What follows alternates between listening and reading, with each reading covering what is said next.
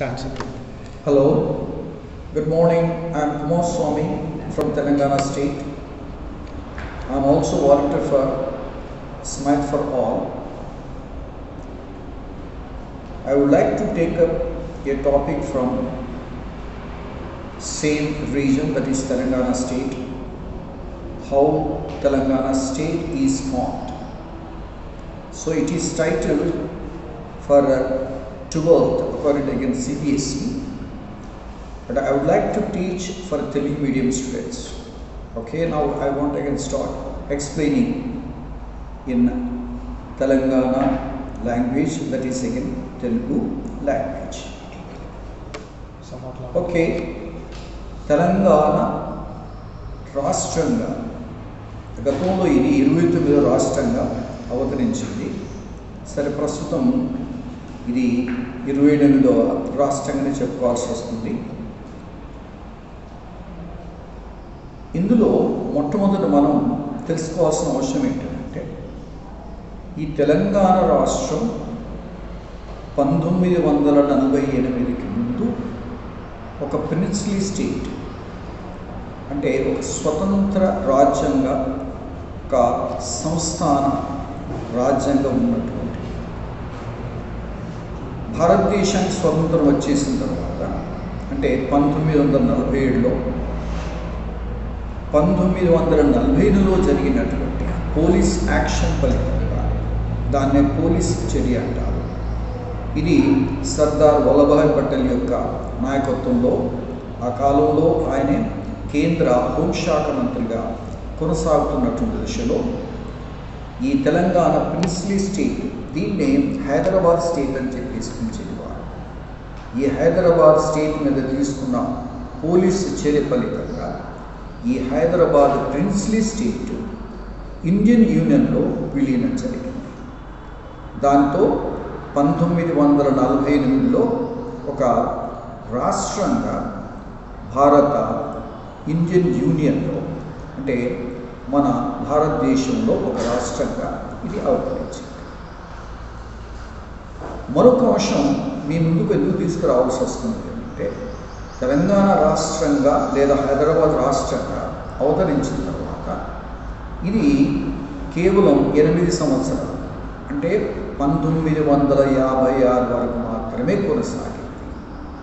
కానీ ఆ తర్వాత కొన్ని జరిగినటువంటి పరిణామాల ఫలితంగా, ఆ పరిణామం ఏంటంటే, మద్రాస్ ప్రెసిడెన్సీలో ఉన్నటువంటి ఆంధ్ర ప్రాంతీయులు, అదే తెలుగు భాష మాట్లాడుతున్నటువంటి వారు, వాళ్ళ యొక్క ఉద్యమం ఫలితంగా మద్రాస్ ప్రెసిడెన్సీ నుంచి వాళ్ళు బయటకు వచ్చేసి 1953లో ఆంధ్ర రాష్ట్రంగా అవతరించింది. 1948లో ఏర్పడిన హైదరాబాద్ రాష్ట్రం లేదా నైజాం రాష్ట్రం, 1953లో ఏర్పడినటువంటి ఆంధ్ర రాష్ట్రం, ఈ రెండు ప్రాంతాల భాష తెలుగు కాబట్టి ఈ రెండు తెలుగు ప్రజలు కలిసి ఉంటే బాగుంటుందని చెప్పేసి, ముఖ్యంగా ఆంధ్ర ప్రాంతానికి సంబంధించినటువంటి రాజకీయ నాయకత్వం చేసిన ఆలోచన ఫలితంగా ఈ ఆంధ్రప్రదేశ్ ఏర్పడాలని చెప్పేసి ఆలోచనకు ఒక అంకురార్పణ జరిగింది. కానీ అదే సమయంలో తెలంగాణ రాష్ట్రానికి సంబంధించినటువంటి ముఖ్యమంత్రి అయిన బూరుగుల రామకృష్ణరావు గారు ఈ విషయంలో వ్యతిరేకతే కాకుండా, తెలంగాణ ప్రజలు కూడా ఆంధ్ర రాష్ట్రంతో కలిసి ఉండే విషయంలో వాళ్లకు కొన్ని అనుమానాలు, కొన్ని భయాలు, కొన్ని అపోహలు ఏవైతున్నాయో ఏర్పడ్డాయి. వాటి ఫలితంగా తెలంగాణ ప్రజలు, తెలంగాణ నాయకత్వం, ఇప్పుడు చెప్పినటువంటి అప్పటి రాష్ట్ర ముఖ్యమంత్రి బూరుగుల రామకృష్ణరావు లాంటి వ్యక్తులు కూడా ఈ విలీనాన్ని వ్యతిరేకించినటువంటి దశలో, అప్పుడు కేంద్రంలో ఉన్నటువంటి నెహ్రూ గారు ప్రధానమంత్రి కొనసాగుతున్నారు. అప్పుడున్నటువంటి కాంగ్రెస్ అధిష్టానం యొక్క ప్రయత్నాల ఫలితంగా, ముఖ్యంగా అప్పుడు పెద్ద మనుషుల ఒప్పందం, దాన్ని ఇంగ్లీష్లో జెంటిల్మెన్ అగ్రిమెంట్ అని చెప్పేసి అంటారు. ఈ జెంటిల్మెన్ అగ్రిమెంట్ ఫలితంగా ఆంధ్ర రాష్ట్రం, హైదరాబాద్ రాష్ట్రం రెండు కూడా విలీనమైంది 1956లో ఆంధ్రప్రదేశ్గా అవతరించింది. 1956లో ఏర్పడినటువంటి ఈ ఆంధ్రప్రదేశ్ 2014లో తప్పనిసరిగా అది బైఫర్కేషన్ అంటే ఇది విభజన జరగని పరిస్థితి ఏర్పడింది. అంటే విభజించాల్సినటువంటి పరిస్థితులు ఏవైతున్నాయో ఏ కారణాల దృష్ట్యా తర్వాత ఏ ఫ్యాక్టర్స్ దృష్ట్యా ఇది జరిగింది అని కనుక మనం తీసుకున్నట్టయితే మీరు ముఖ్యంగా ఇంతకుముందు చెప్పినటువంటి తెలంగాణ ప్రజలకు తెలంగాణ నాయకత్వానికి ఉన్నటువంటి భయాలు, దాని ఇంగ్లీష్లో అప్రిహెన్షన్ ఏవైతుందో వాటిని దూరం చేసేందుకు అప్పుడున్నటువంటి కేంద్ర నాయకత్వం జెంటిల్మెన్ అగ్రిమెంట్, పెద్ద మనుషుల ఒప్పందం, అంటే ఈ ప్రాంతం నుంచి బూరుగుల రామకృష్ణరావు, నరసింగరావు, రంగారెడ్డి, చెన్నారెడ్డి లాంటి వ్యక్తులు, ఆ ప్రాంతం నుంచి సంజీవరెడ్డి, బెజవాడ గోపాల్ రెడ్డి, గౌతు లచ్చన్న లాంటి ఈ వ్యక్తులు వాళ్ళు చేసుకున్నటువంటి ఒప్పందం, దాన్నే పెద్ద మనుషుల ఒప్పందం. ఆ పెద్ద మనుషుల ఒప్పందం ఫలితంగా తెలంగాణ నాయకత్వానికి తెలంగాణ ప్రజలకు ఉన్నటువంటి అనుమానాన్ని నివృత్తి చేసే ఒక ప్రక్రియగా దాన్ని భావించవచ్చు. దాని ఫలితంగానే ఆంధ్రప్రదేశ్ ఏర్పడింది. కానీ 1969లోనే తెలంగాణ ఉద్యమం ఏర్పడింది. ఆ తెలంగాణ ఉద్యమం ఎందుకు జరిగింది అని అంటే ఆంధ్ర నాయకత్వం, అంటే ఆంధ్రప్రదేశ్ ఏర్పడిన తర్వాత ఆంధ్ర నాయకత్వం తీసుకున్నటువంటి అనేక చర్యలు, ప్రభుత్వపరమైనటువంటి వాళ్ళ యొక్క చర్యల ఫలితంగా ఈ తెలంగాణ ప్రజలలో ఒక విధమైనటువంటి అసంతృప్తి ప్రబలి అది తొలి దశ తెలంగాణ ఉద్యమంగా చెప్పుకుంటారు. ఆ తొలి దశ తెలంగాణ ఉద్యమాన్ని 1969 యొక్క ఉద్యమంగా కూడా చెప్తారు. అయితే 1969 ఉద్యమాన్ని తొలి దశ తెలంగాణ ఉద్యమం. తెలంగాణ ఉద్యమం యొక్క అంతిమ ధ్యేయం ఏంటంటే ఒక ప్రత్యేక తెలంగాణ రాష్ట్రం కొరకు చేసినటువంటి ప్రయత్నం. అయితే మరి ఎందుకు ఈ రకమైనటువంటి అసంతృప్తి చాలా తక్కువ కాలంలోనే, అంటే 69 అనుకుంటే దాదాపు 12 సంవత్సరాల లోపే ఈ రకమైనటువంటి అసంతృప్తి ఎందుకు వచ్చేసింది అన్నప్పుడు మొట్టమొదటి చెప్పినటువంటి పెద్ద మనుషుల ఒప్పందం, వయలేషన్ ఆఫ్ జెంటిల్మెన్ అకార్డ్, అంటే పెద్ద మనుషుల ఒప్పందం ఉల్లంఘనలతోటి మొదలైందని చెప్పేసి మనం చెప్పవచ్చు.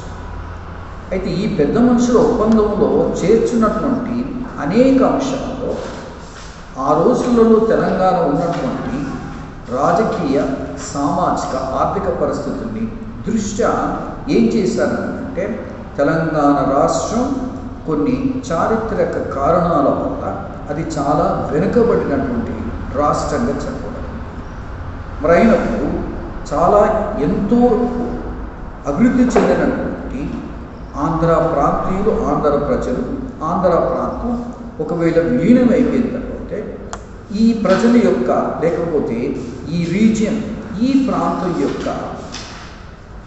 ఇంట్రెస్ట్, అంటే ముఖ్యంగా వీటిని ఏ విధంగా కాపాడగలుగుతాయి అనే అనుమానాల ఫలితంగానే పెద్ద మనుషుల ఒప్పందం అనేది జరిగింది. అయితే ఈ పెద్ద మనుషుల ఒప్పందం ఉల్లంఘన ఏ విషయంలో జరిగింది, ఏ వెనుకబాటుతనం ఉన్నది, ఆ వెనుకబాటుతనం దూరం అవుతుందని చెప్పేసి ఆలోచనతో చేసిన పెద్ద మనుషుల ఒప్పందం ఉల్లంఘన, దాంతో తెలంగాణ ప్రజల్లో ఒక రకమైనటువంటి అసంతృప్తి బయటపడింది. మరి ఏ విషయంలో వాళ్ళకు ఉన్నటువంటి అసంతృప్తి కనుక తీసుకున్నట్టయితే మొట్టమొదటి అంశం ఈ జెంటిల్మెన్ అగ్రిమెంట్లో ముల్కీ రూల్స్ అని చెప్పేసి, దాన్ని డొమైసిల్ రూల్ అని చెప్పేసి అంటాము. అంటే ఒక వ్యక్తి స్థానికతను తెలియజేసేటువంటి ముల్కీ రూల్స్. ఈ ముల్కీ రూల్స్ని ఏం చేయబడిందని చెప్పేసి అంటే దాన్ని సవరించడం ద్వారా 15 సంవత్సరాలు ఉన్నటువంటి రెసిడెన్షియల్ క్వాలిఫికేషన్, అయితే ఈ రెసిడెన్షియల్ క్వాలిఫికేషన్ అంటే స్థానికతను తెలియజేసేటువంటి ఈ విషయం ఏదైతే ఉందో పబ్లిక్ ఎంప్లాయ్మెంట్, అంటే ప్రభుత్వపరమైనటువంటి ఉద్యోగాల విషయంలో కానీ, తర్వాత విద్యాపరమైనటువంటి విషయాల్లో కానీ, విద్యాపరమైన సౌకర్యాల విషయంలో కానీ ఇక్కడ 15 సంవత్సరాలు ఒక వ్యక్తి ఈ ప్రాంతంలో కనుక జన్మించినట్టయితే, 15 సంవత్సరాలు కొనసాగినట్టయితే ఆ వ్యక్తిని లోకల్ లేదా స్థానికుడుగా గుర్తించబడి దాన్ని ఒక రెసిడెన్షియల్ క్వాలిఫికేషన్గా గుర్తించబడింది. అయితే ఈ గుర్తింపు ఏం జరిగింది? దాని సవరణ ఫలితంగా 15 సంవత్సరాల నుంచి 4 సంవత్సరాలకు అది కుదించబడింది. దానివల్ల జరిగిన నష్టం ఏంటంటే అప్పటికప్పుడు 50,000 ప్రభుత్వ ఉద్యోగాలు అప్పుడు ఉన్నటువంటి ఆంధ్ర ప్రాంత వ్యక్తులకి లాభం చేకూరింది. అంటే ఆంధ్ర ప్రాంతీయులు తెలంగాణ ప్రాంతానికి సంబంధించినటువంటి 50,000 ఉద్యోగాలు వాళ్ళు పొందగలిగారు.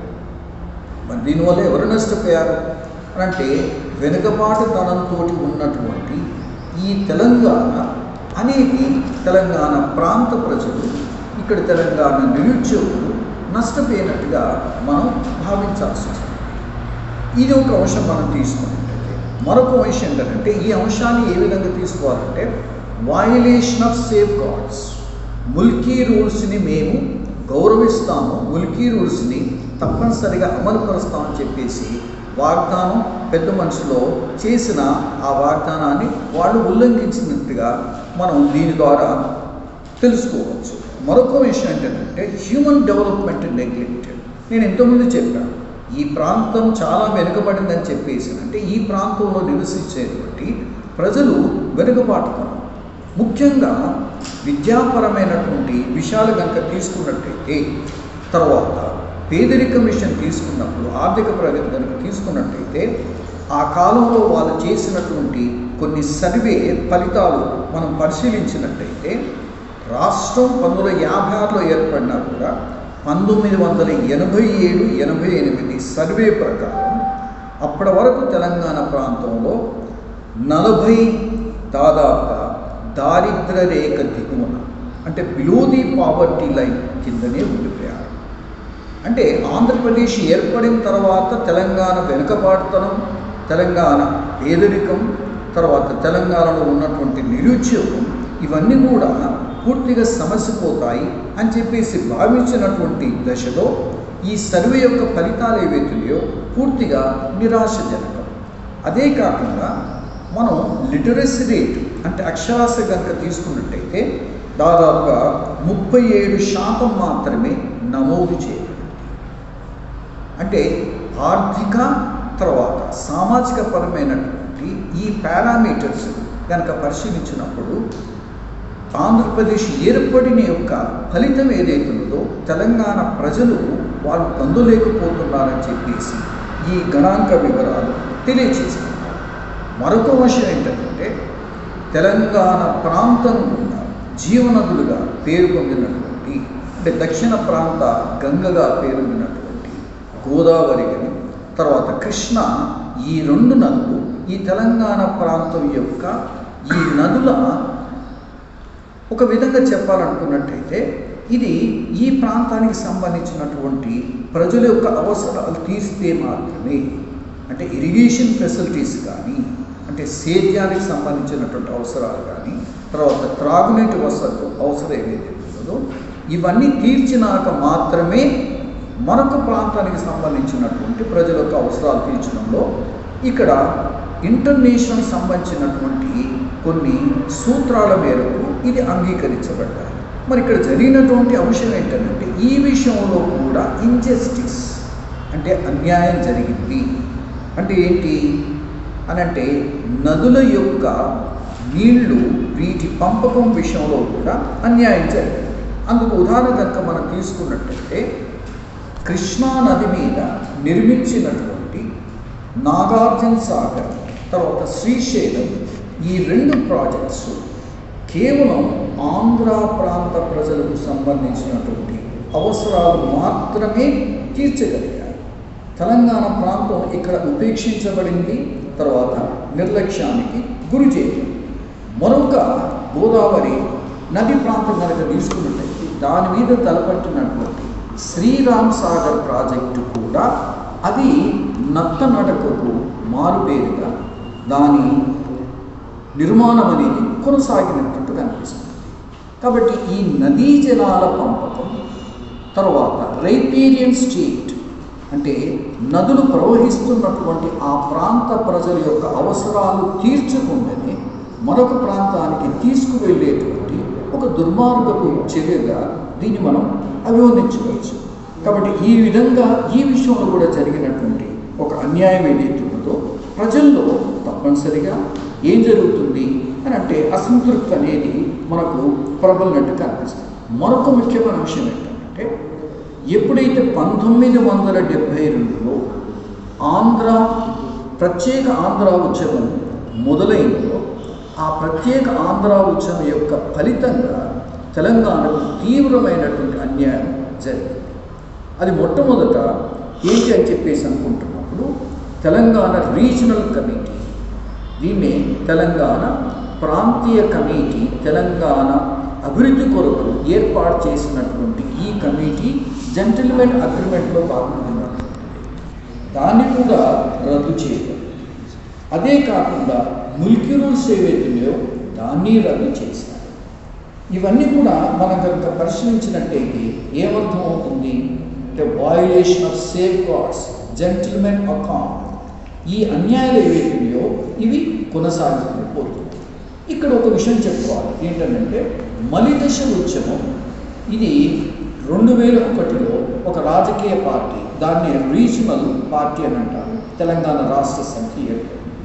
ఈ తెలంగాణ రాష్ట్ర సమితి ఏర్పడిన తర్వాత దాని నాయకుడైనటువంటి ప్రస్తుత ముఖ్యమంత్రి అయినటువంటి చంద్రశేఖరరావు గారి నాయకత్వంలో మలిదశ తెలంగాణ ఉద్యమం మొదలైంది. ఈ మలిదశ యొక్క తెలంగాణ ఉద్యమం అనేది చాలా ఉద్వేగభరితంగా, అంటే తెలంగాణ ప్రజలందరూ కూడా అన్ని వర్గాల ప్రజలు ఈ తెలంగాణ ఉద్యమంలో పాల్గొనడం ఫలితంగా, అంటే దాదాపు 2001 నుంచి మొదలుకుంటే 2014లో ఏర్పడినటువంటి ఈ తెలంగాణ ప్రాంతం, తెలంగాణ రాష్ట్రం ఒక రాష్ట్రంగా, అంటే 1956లో ఏర్పడినటువంటి ఆంధ్రప్రదేశ్ రాష్ట్రం విభజించబడి ఆంధ్రప్రదేశ్ ఒక రాష్ట్రంగా, తర్వాత తెలంగాణ రాష్ట్రం మరొక రాష్ట్రంగా ఏర్పడడం అనేది ఇక్కడ మనకు ఒక చారిత్రకమైనటువంటి విషయంగా మనం చెప్పుకోవచ్చు. అయితే ఏ చట్టం ప్రాతిపదికన ఇది జరిగింది అని అంటే ఆంధ్రప్రదేశ్ రీఆర్గనైజేషన్ యాక్ట్ 2014.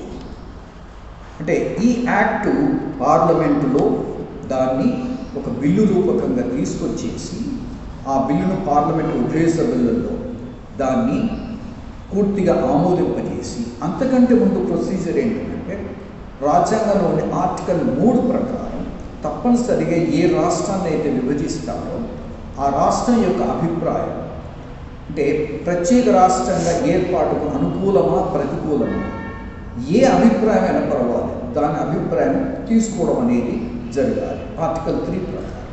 కాబట్టి ఆ విధంగా ఆంధ్రప్రదేశ్కు దాన్ని రాష్ట్రపతి నివేదించడం ద్వారా ఈ ఆంధ్రప్రదేశ్ రాష్ట్ర అసెంబ్లీ ప్రత్యేక రాష్ట్రాన్ని, అంటే రాష్ట్రాన్ని విభజించడం వ్యతిరేకించింది. అయినా కూడా పార్లమెంటు ఆమోదించి రాష్ట్రపతి యొక్క ఆమోద ముద్రతోటి తెలంగాణ రాష్ట్రం 2014లో ఏర్పడింది.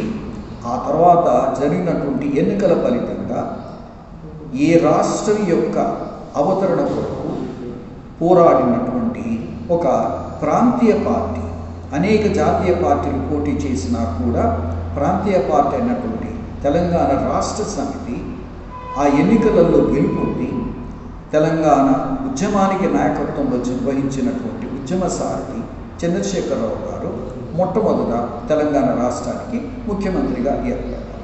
ఆ తర్వాత జరిగినటువంటి మరోమారి ఎన్నికల్లో కూడా అదే ప్రాంతీయ పార్టీ ఎన్నికబడింది. తర్వాత అదే వ్యక్తి ముఖ్యమంత్రిగా కొనసాగుతున్నారు. ఈ విధంగా ఏవైతే అన్యాయాలు జరిగాయో ఆ జరిగిన అన్యాయాన్ని పూర్తిగా సరిదిద్ది ఈ రాష్ట్రాన్ని మళ్ళీ అభివృద్ధి దశలో తీసుకురావడంలో ముఖ్యంగా నీళ్లు, నిధులు, తర్వాత ఈ అభివృద్ధి ఏదైతే ఉందో వీటి ప్రాతిపదికన ఈ రాష్ట్రం ముందుకు పోతున్నదని చెప్పేసి భావించవచ్చు. దానికి అనేక కారణాలు ఏమో ఉదరించవచ్చు. సో చాలా క్లుప్తంగా తెలంగాణ ఉద్యమం, తెలంగాణ ఏర్పాటు జరిగిన విషయాన్ని మీకు వివరించే ప్రయత్నం చేశాను. ఈ అవకాశం స్మైల్ ఫర్ ఆల్ ఇచ్చినందుకు వాళ్ళకి కృతజ్ఞతలు తెలియజేస్తూ ముగిస్తాను.